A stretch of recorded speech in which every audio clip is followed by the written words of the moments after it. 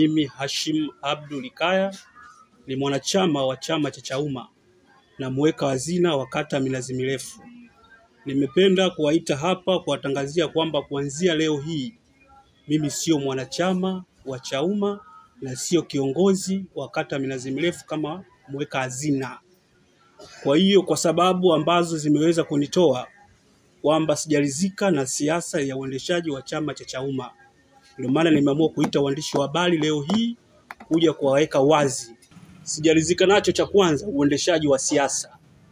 Cha pili, wanamama wameahidi, tulioahidi tuwachukua wanamama tuwaandikishe watu 10 kwamba kuna mikopo.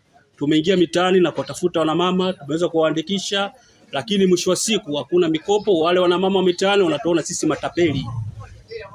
Kwa hiyo ndio maana leo hii nimeamua kuachana na chama hiko, kuvua cheo cha kuonekana mimi ni tapeli. Natangaza rasmi, mimi sio mwanachama wa chama chochote. Niko kama raia mwingine tu, nitahusika kwenda kupiga kura kwa taratibu za kiserikali zilivyosema. Naitwa Saumu Athmani Mohamed. Nilikuwa katibu katika chama cha Chauma tawi la Stakishari.